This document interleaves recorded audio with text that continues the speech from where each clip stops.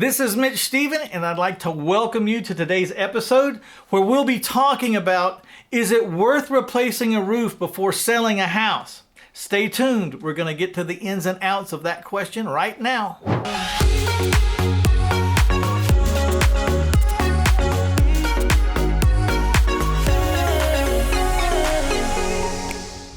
You know, things are not always as simple as they seem. And when you're thinking about putting on a new roof before you sell a house, there's a lot of things to think about as well. So in today's episode, we're going to talk about what is your exit strategy and what are your future plans for this house? Will an overlay work on this house? And should you test the market before you even decide to put on a new roof? And last but not least, is this roof really bad or does it just look bad? You know, many an investor have been fooled by a roof that was plenty good. It just didn't look good. So stay tuned. We're going to cover those topics right now.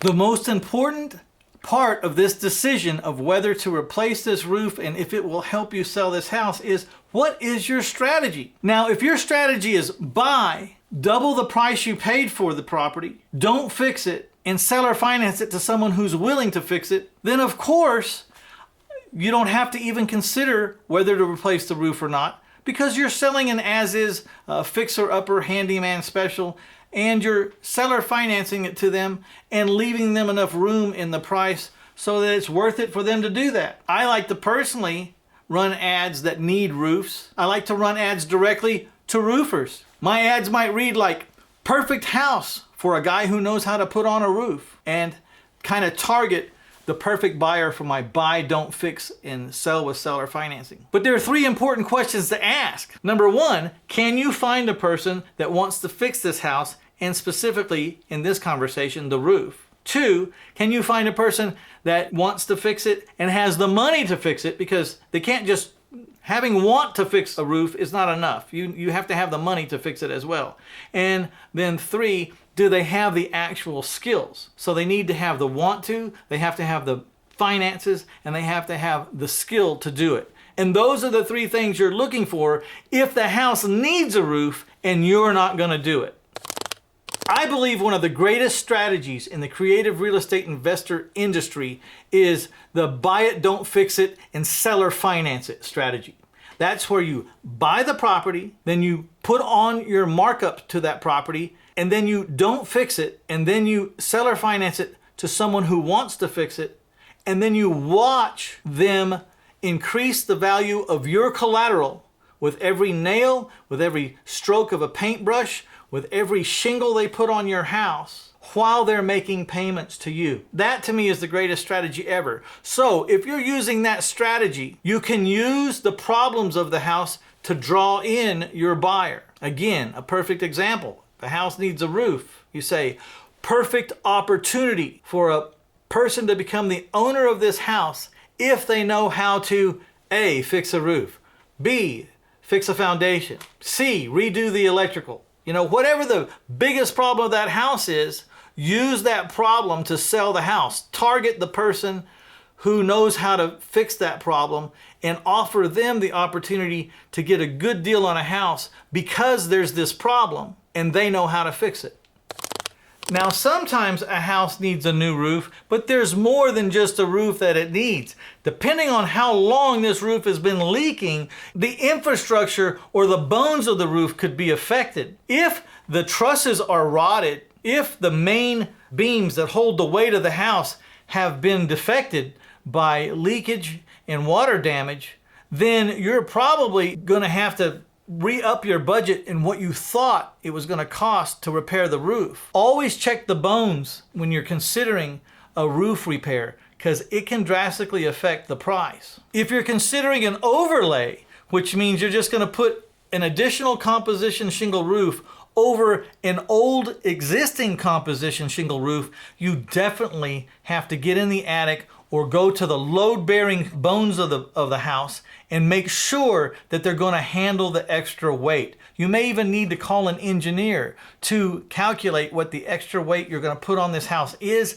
and if the current infrastructure can hold it. Now, I like overlays because they can save you a lot of money. After all, you don't have to pay for the expense of tearing the whole old roof off and the expense of hauling all that to the dump and then paying the dump fees. Of course, all of this is contingent upon whether that's even allowed in your community or your HOA or your county or the city inspectors, because some cities and counties don't even allow overlays. So make sure you understand if it's even a possibility before you start calculating all this stuff.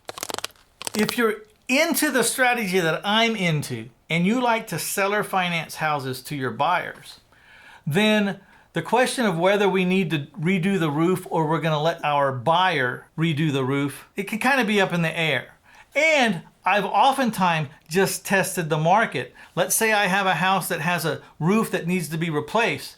I can test the market and run some ads for a week or two to see if I can find the right guy who will tackle that roof problem for me and buy my house. But if I don't find him in a week or two, and then I'll just say, well, that test really didn't work. I didn't find the guy I want. So I guess I'm going to go ahead and handle this bigger problem myself, increase the price that I'm offering the house for sale for, and then make another run at finding a buyer with a new roof on my house. Now, before we talk about a common problem that could be an easy fix, let's address that share button and that like button. Please mash on those a couple of times, and if you haven't subscribed, please subscribe now because there is a lot more content where this is coming from. Now, about that common problem with an easy fix.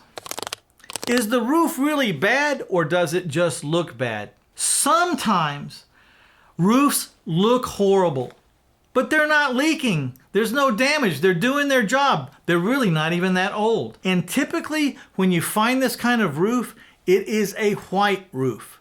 It's a white roof that has kind of molded or somehow it's turned grayish or in certain areas where the water runs. And I see it all the time in white houses. The roof looks horrible, but it's not that old and it's not leaking and it's doing its job. There's not really a reason to replace the roof. It just doesn't look good. So there's a fix for that. And there's people that'll go out and whitewash your roof for you. They have a chemical, they kind of spray it on, but not like a water blaster where it would degrade your composition shingles and shoot a lot of the grit off of it. They just put it on kind of lightly, and they just enough to bring that roof color, that white color back out and make the house shine again and remove those gray areas wherever it was streaking. And that's an easy fix. It's relatively inexpensive, and if you look or Google it, you'll find people that come out and clean your roofs and bring them back to the natural color and brightness. That's my tip. All right, that concludes our episode today. I would like to thank you for sticking around and for hanging around. I would like to give you a copy of the moat theory. It's a little theory I developed a long time ago, and it helped me figure out how I was going to fail on my way to success without going completely under and drowning in my failures. It was a way to fail forward until I became financially free. It's called the moat theory, and I think you'll find it interesting. Just click on this link right here or go to 1000houses.com/free-stuff and scroll up and down until you see a link for the moat theory. And that's M-O-A-T, like a moat around a castle. Check it out. This is Mitch Stephen, and I'll see you at the next episode.